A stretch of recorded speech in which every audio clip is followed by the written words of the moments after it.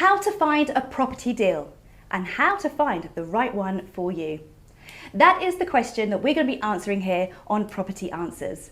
As always, we're joined by the best in the industry. We've got Ranjan and John here that between them have had loads of property deals, haven't you? We've found a few. Just a few. Just a few. And don't forget, as always, if you do like this video, then please subscribe, because also we'll be sending you notifications if you click that bell as well. So let's start off the questions for this subject. I think it's actually I'm intrigued by this one myself. So finding the right property deal. What criteria do you prioritise when searching the property deals? Well, I think the first thing is to remember that you're looking for a property deal. It's completely different to looking for your own home, which might have a ton of emotion. I'm emotional as the next guy when I'm looking for my own home. Really? You're emotional? Well, of course. But a property deal is all about the numbers. You know, you've got enough headaches in life. You don't want to take on a project if it's going to give you a headache. So the first way of avoiding headaches is to make sure the numbers work and there's a sizable profit in that deal. And also that you find a way of understanding what the risks are in that deal and ways of mitigating them. And how can you find out the risks in that deal? Well, it's knowledge really, Knowledge, yeah. you know, and also a certain element of sticking to what you know. So for example, a lot of people do, like John does, grade 2 listed buildings. I haven't touched them. I don't know anything about them. I can help you, Ranjan, if it's any good. Come on one of my seminars, or you can There you just go. help you on a one-to-one. I could do that. No, I know, but what I Thank tend to do, but when you leverage stuff that you already know, Yes, and you've I done agree. several times of, then the extra effort in doing another one of those deals, because you're leveraging what you've already done and what you already know, it becomes easier. Understood.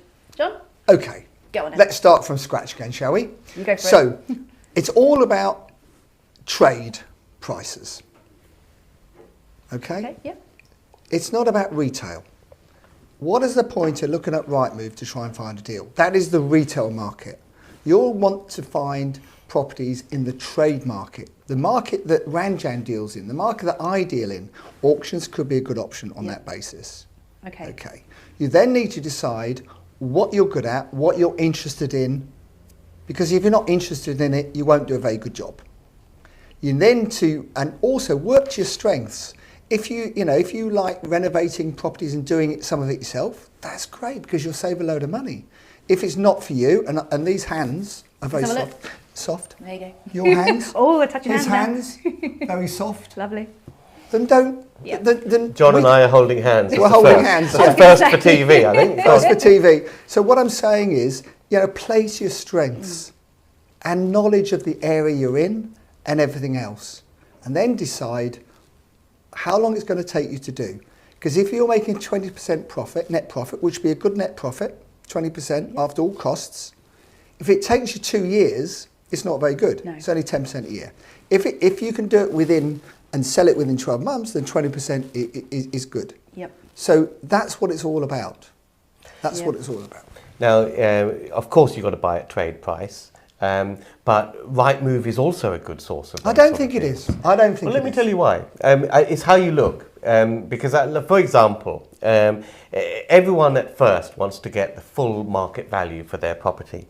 But when you look at Rightmove and you start to look at properties that have been on sale for more than 4 months, There's quite a few. the time starts to tick on, and everyone has a reason for selling. And as their personal clock ticks, they become more interested in accepting a below market value offer because they're motivated. If they're motivated, they will sell it to you at a trade price. Oh, John's not sure there is. So it's a way of Shaking. searching for these. Poor lads like Ranjan, that. now and again, you might be able to fluke something that way. But I don't think on a regular basis, people watching this show want to elevate their property journey. I know it sounds a bit naff to say journey and all that, but it's true. And they're looking to us for advice on where to go and find good deals.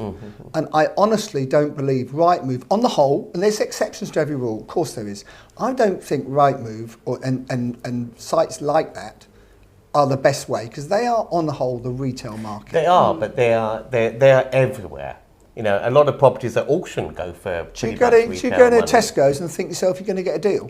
No, you're going to pay the retail price. No, but that's slightly different because Tesco aren't always motivated to sell at below market value. They are when they do the yellow ticket items. Well, you'd know, you know all about them, wouldn't you? Well, why not? You like a bit of a bargain. If you're going to eat something the You're same like a day, you bargain. might as well go for the yellow ticket. But what I'm trying to say is they are motivated to sell that item quickly because the date is expiring, their personal clock has reached a certain point, so they're having to reduce the price in order to get the sale. Let me ask you a It's the same question. thing on Rightmove with vendors. When you know, if they're emigrating or going abroad, or a house sale is going to fall through unless they sell right now, they are motivated Times of by the essence. something But that's else more. apart from When was the getting last time you maximum bought a price. property off Rightmove? Now, that is a different question. Thank you. Because I'm looking address at that later. different types of deals. When I was getting started, I was buying a lot of properties from sites like that. Why?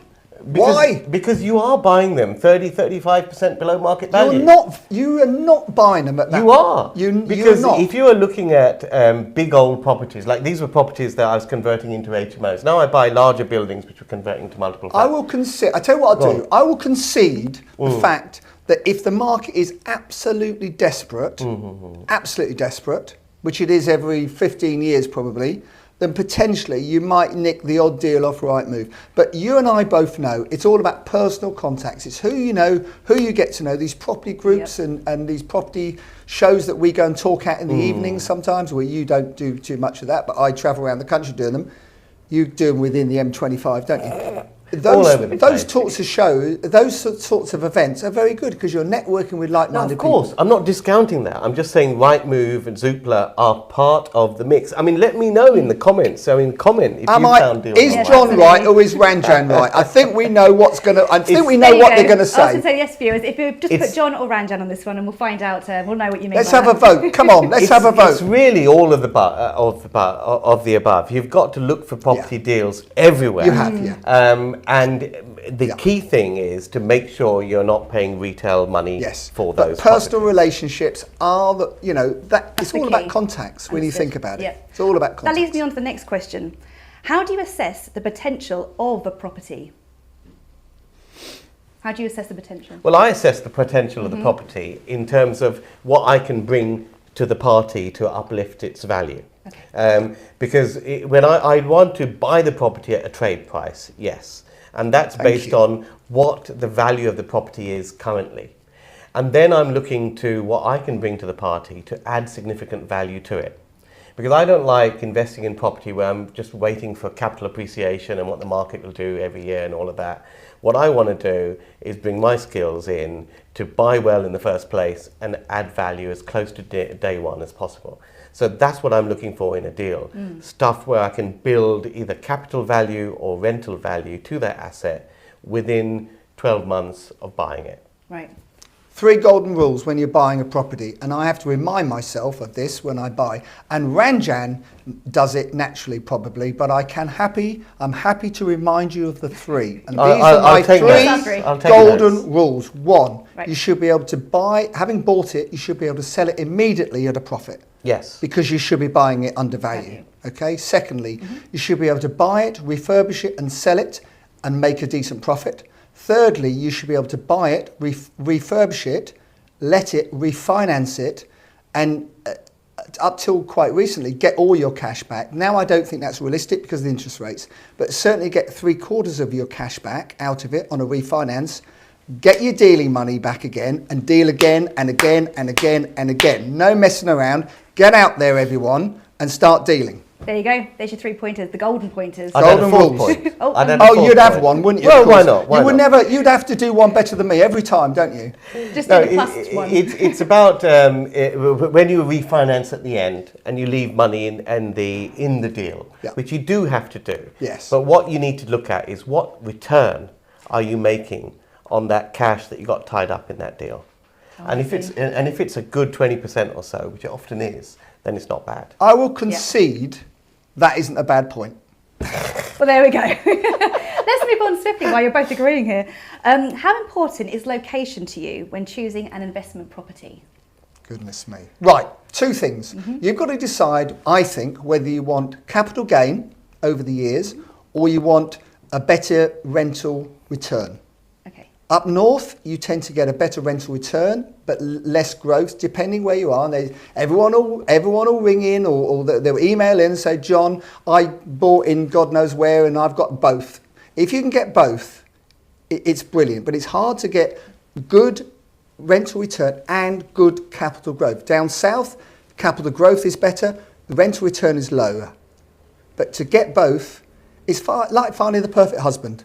It's almost impossible, isn't it? Almost impossible, I would imagine. Perfect man. Of course, there's two here, but I mean, you know. Ranjan, your answer? Well, marital advice is probably a subject of another show. Yeah, we'll do that later. I think, I'm happy to give it a go.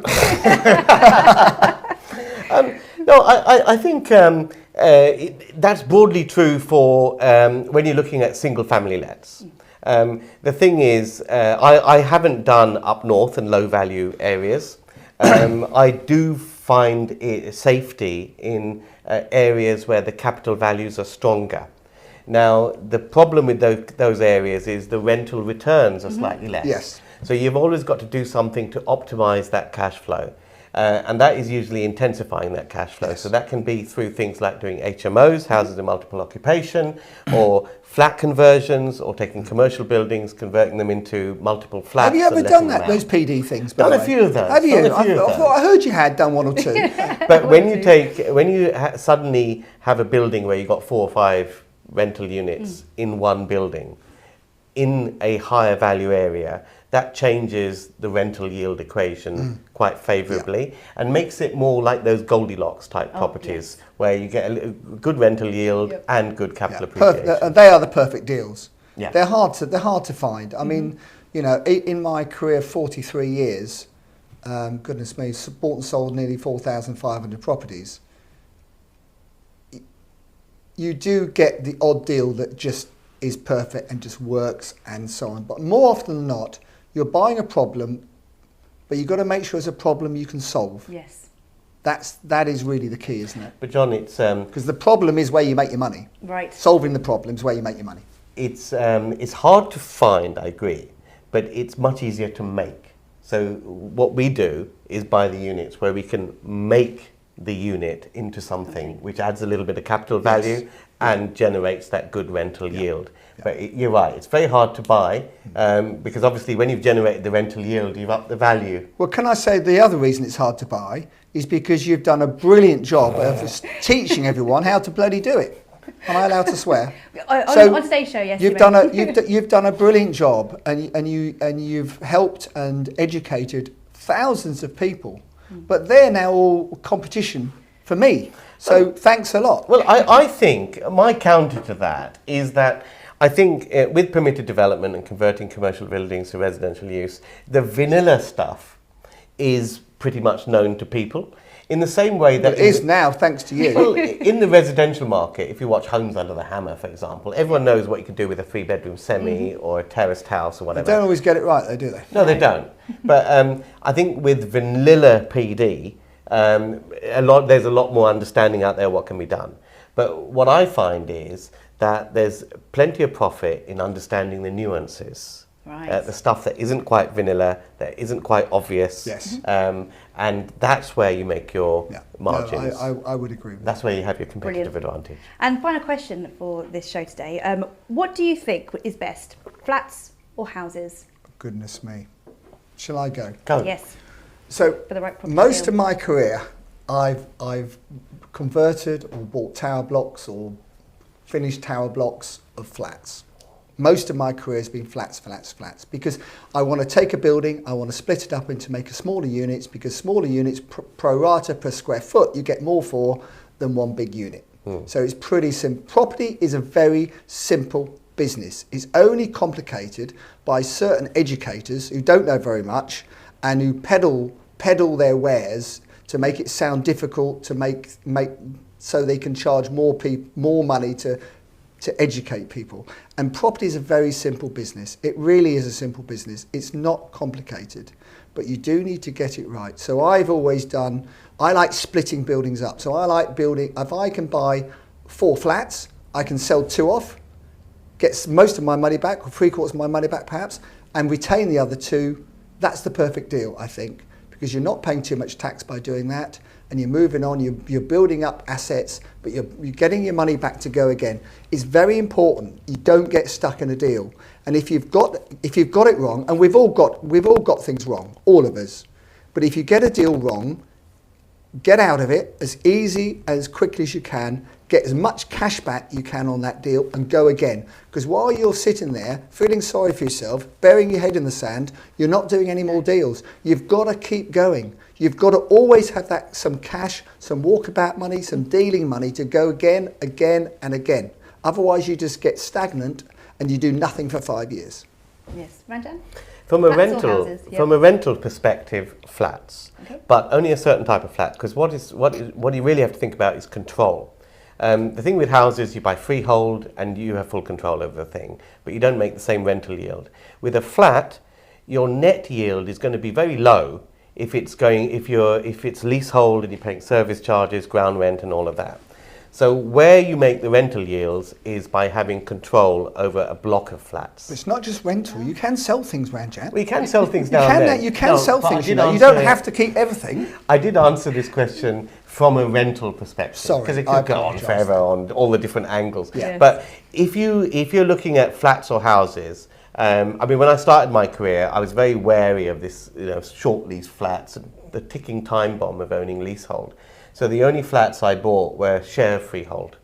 And you tend to find the service charges are lower on those and you get a little bit of a balance. Yeah. But these days, you really want to own the maximum number of rental units under one roof. Yeah. Then you've only got one rooftop to maintain, but 5 rental units, for example. With a house, you've got a rooftop, garden, front, back, everything, fences, the whole lot. So if you have control over the freehold of a block of flats, you will get the best rental yield from that sort of I investment. wouldn't disagree with that. Yeah, I think that summed it up. I think it's brilliant. So hopefully we've answered your questions on finding the right property deal. And if you have any questions yourself, you can always head over to the website. Link is in the bio. Don't forget to like and subscribe, and we'll be back with property answers really soon.